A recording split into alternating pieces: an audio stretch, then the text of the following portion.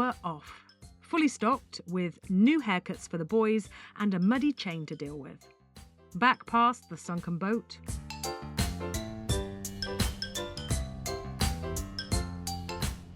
And then we were sailing. What's that? That's it, behind every rope, around the bowsprit and back to the... Keep going. The winds were light. Perfect, in fact, for us to test our new purchase. We're going to bring it up underneath it, yeah. So bring it back inside, over the top of the... Just bring it, that's it, whip it in. That's the head. So we're going to launch this.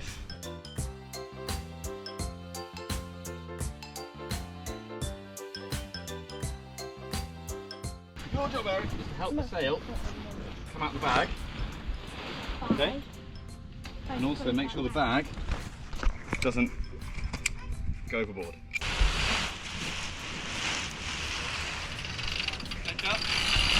You're up. Keep going, Kel. Whoa, that's huge. Awesome. A new to us spinnaker that we picked up in the UK really cheap. The guy selling it said no one was wanting to buy it as it had a huge picture of an owl on it. Yeah, because only 300 quid. That new is probably about £2,000–3,000. We paid £300 for it. But the joke's on him, as that's exactly why we liked it. Cue cool drone footage.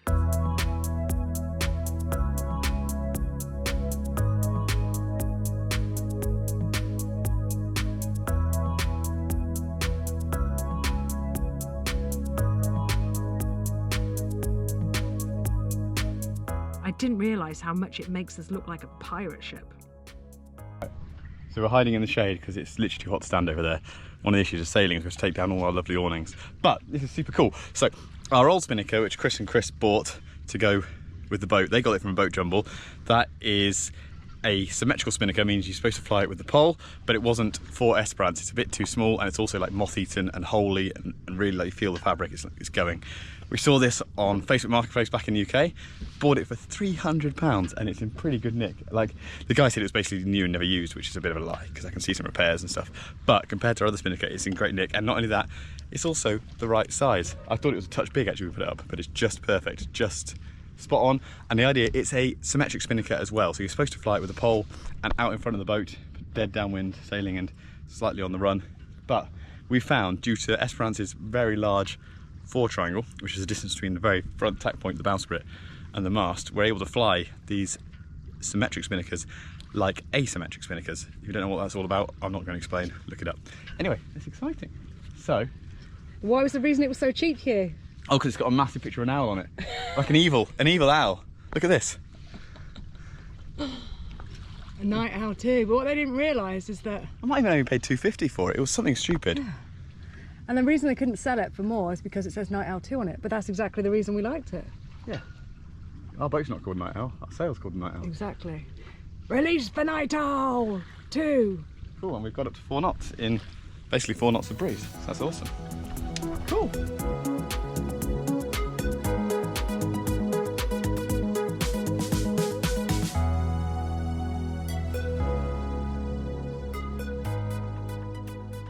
We had a little landing problem. The drone collided with Starlink and got caught in the awning. That's one way to do it.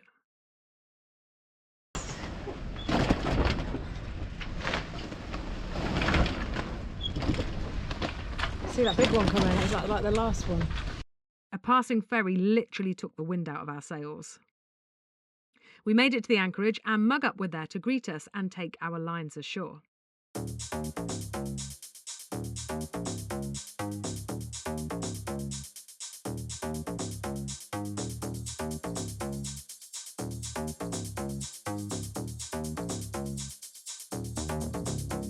The princess she's a nail, she was a William D.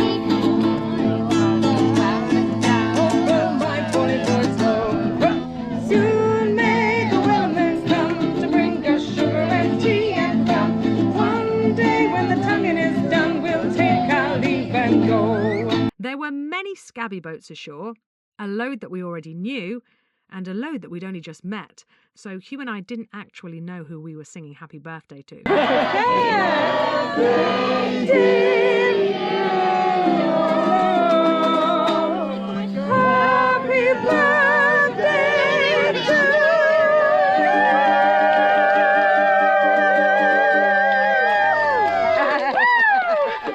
Yeah, labours that snorkel.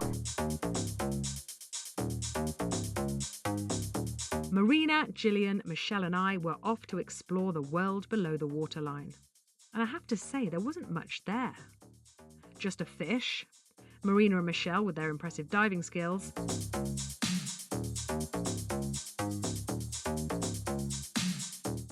another fish, and a shell. Hilarious. Hello.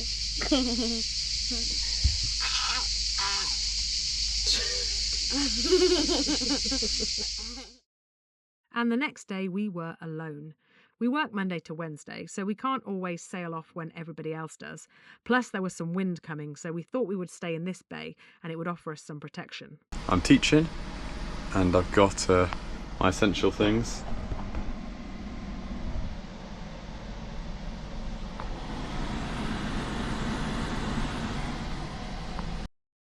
With the Orca system, we could teach and keep watch. It didn't come to much. Nothing else to report, except when I was releasing the lines, another boat came to moor next to us. He was single-handing, he dropped his anchor, dove into the water to attach the shore lines, but his anchor didn't bite, and his boat, still in gentle reverse, carried on going back towards the rocks. I shouted to tell him, while scrambling out the way. It hit the rocks, he jumped back on board, picked up the anchor and left. Embarrassed, no doubt. You are always the spectator or the entertainment.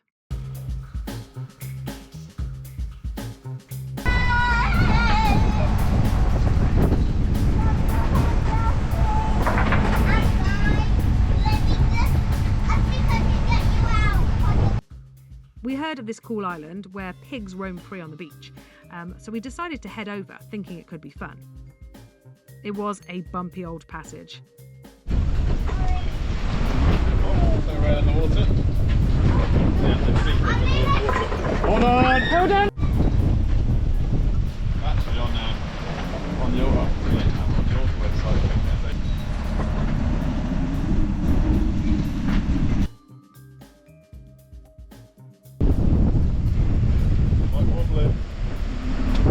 As soon as we tucked in behind the island, it calmed down for us, and we pitied all those going the other way, unaware of what was to come. Yeah, both of them sunbathing. Still doing 5 knots without handkerchief. This was Pig Bay, filled with charter and trip boats, so we couldn't get anywhere near it. We decided to leave it for another time and head off in search of real shelter. You could see the wind peeping round the corner. We had to just endure and plough on for cover. Absolutely smashed. I'm glad I went down and missed that one.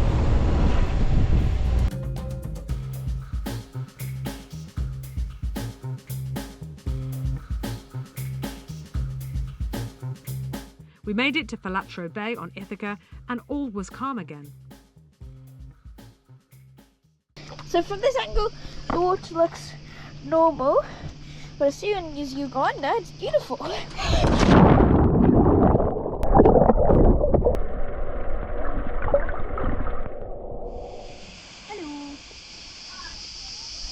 This is exactly. Tilly wanted to know how far she could dive down, so they added knots to a piece of string with a weight on the end so she could find out. So there's a big ferry out there, and every time a big ferry goes past we get rocked and rolled. So we're going to see how long it takes. Time it! What time is it, Darcy?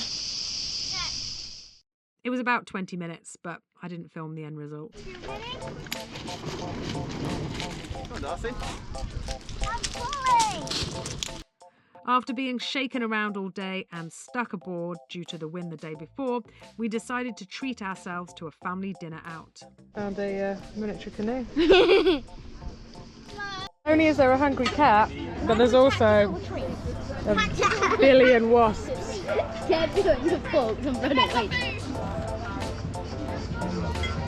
Wasps have been a constant unwanted dinner guest in Greece.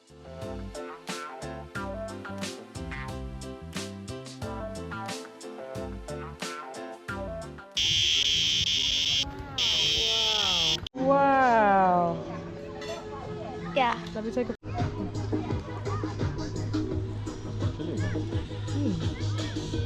This is our first ice cream in a while. These are all thanks to Duncan, Bill and Lou, the Anderson clan, Mark S, and Stephen. If anyone else would like to buy us an ice cream, you can do so through our Ko-fi page. The link is here or in the video description. Sailing is a funny old game.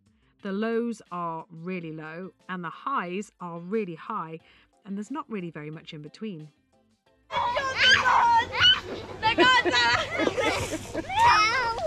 Thanks for the ice creams, guys.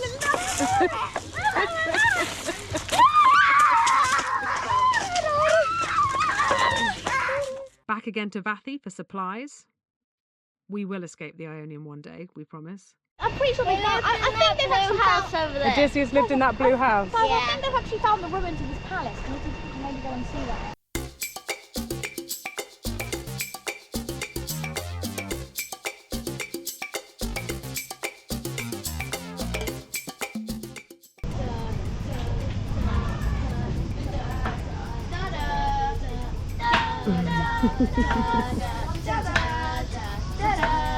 So greedy. I didn't realise it was that. It's Hugh's second meal of the meal. I thought someone I'm was still like, on the first meal. He's on his second I meal. thought someone was like chicken sandwich.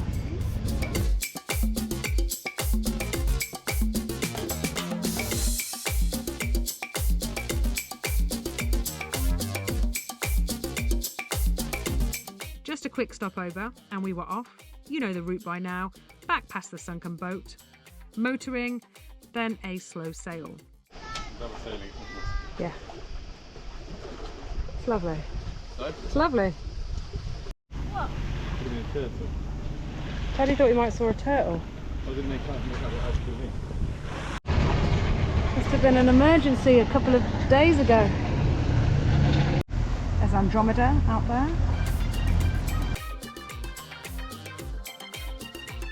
We were heading to the end of Ithaca, a place we hadn't been before, and we were meeting up with our friends on Andromeda. Another crystal clear anchorage.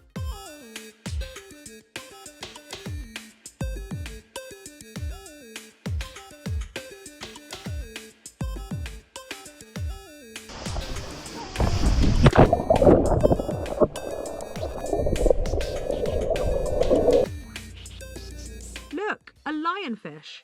That's a new one for us.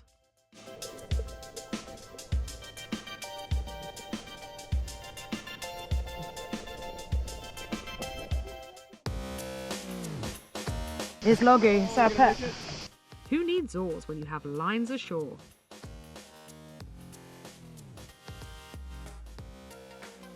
Come on guys, take time. We were off for a trek up the hill with Andromeda. The brave little trooper. Another one! 9! Oh, they're counting those.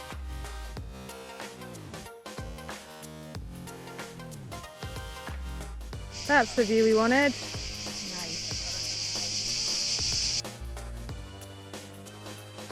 We were off in search of the Arethusa Spring. According to the ancient tradition, Corax was the inhabitant of Ithaca, who, while hunting, fell off a cliff and was killed. His mother, Arethusa, hung herself from grief next to a spring. That spring was named after her and was called Arethusa Spring, and the steep rock was named after her son and was called Karakos Petra, or Crow's Rock. A few meters before the spring, the path to the left toward the sea leads to the wonderful beach, Para Pigadi. I wonder what's Thank in you the very much. That's our beach thing. I wonder what's in the story then, because it's got nothing to do with Odysseus. I don't know yet. Well, apparently Odysseus fed his animals here. It's a bit good. Yeah. Don't go down there, girls. Just stop here, but that's not so much. I know. What's the story? Eric.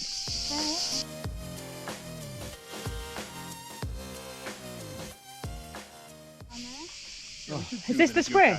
Yeah, that. Oh, is this what we've come to see? Yeah, there's tiny little hole in the mountain. A bit underwhelming, to be honest. Rob was after a different prize. He was geocaching. Catherine, Stéphane, François, Raymond, et Pierre-Yves. No, let go of So it's like you write your name and a little poem. This is what, Eric, this is what Goat whisperer, they call him. Odysseus brought his animals here to drink. How are they drinking that? I think they would jump in and drink and then jump out again. Wow. People are so agile. Are you sure this is it? I thought it was going to be like in Latest Bit where you could fill up your water bottle. Yeah, that would be nice. Nope. It was just a mere crevice, but it was nice to have a mission. Let's let these guys go ahead. Rob took the girls back to the beach and the rest of us trekked on up the hill.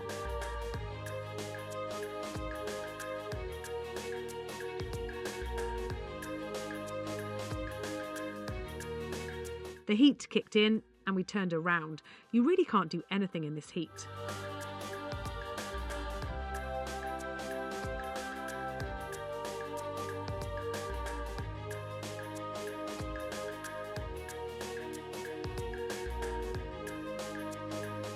Ah, Rupert. We all love Rupert. Dad. What about in Roman times, someone to walk the boat That's along? what happened. There's always a naked man in Roman times. And back the way we came. Here's a moth. Can you Google lens? Yeah, I could Google lens it. The master prepares himself.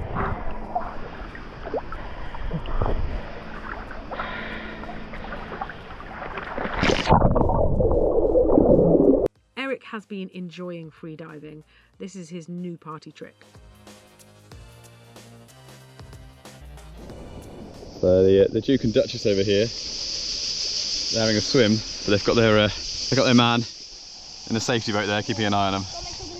I think he might be just like making sure none of us get too close. That is a fancy boat though. Look at that guy on his little.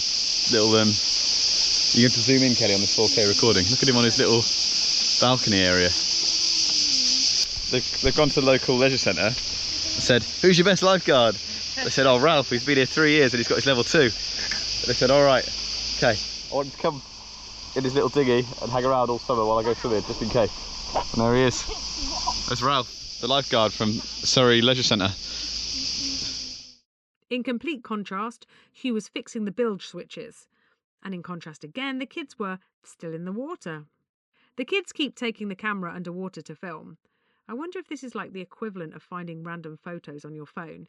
In fairness, he gets some lovely shots of the seabed that I can't get to.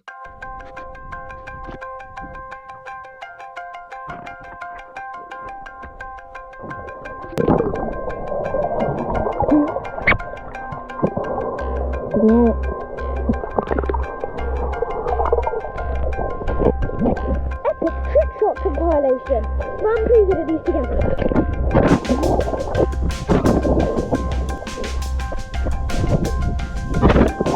They then tied a rock to the GoPro and left it under the water. Quite cool, actually. And at least they cleaned it off after use. That's so awesome, right? We were off to a new anchorage on the other side of Ithaca. We raced Mug Up and Andromeda, and we won for once. Well, we did leave first. The boys went straight to chess. The wasps came to join in snack time. The next day was a bit rocky, but it didn't stop play. Nice. Nice Christmas tree, girls. It's not done yet. We still need more to do. Have I mentioned how hot it is? Hugh has turned our food fridge into a freezer, booting out all of our food and replacing it with ice. Mummy, do you want it? Mum, do you want it? I got to have a go on Mug Up's wing thing. This looks so lame. I thought I was going really fast.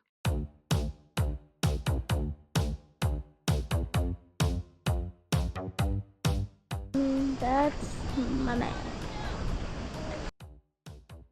Cruising with other families means you either have all the kids on your boat or none of the kids. Today, they were all on Mug Up. We really love Mug Up, and we were gutted to find out that they were sticking with their plans and heading back across the pond, so they would be leaving us. We made a spur-of-the-minute decision too, and decided to leave Greece, but only temporarily. It is so hot. Have I mentioned that? It makes day-to-day living and working really uncomfortable. So we decided to go back to the UK for 4 weeks to get our fix of rain and cold. So this would be our last couple of weeks with Mug Up, so we were going to make the most of it. It's really interesting. You can see a line where there's no wind and then the wind begins, and a line where the wind is and then when the wind stops. It must just be the topography of the land, and you get this funnel effect. Super interesting.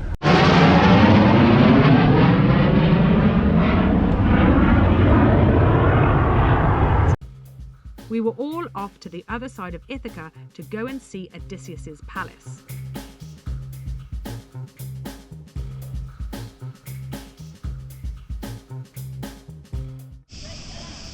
This is one of the reasons we decided to go home for August. It's absolutely nuts. We just had somebody bump into the side of us very lightly. Like his wife or partner, she jumps in the water, I think it was just running the propeller. And like everyone's just carnage. Putting our grumbles to one side, we saw a brown sign for a cave, so we went to investigate.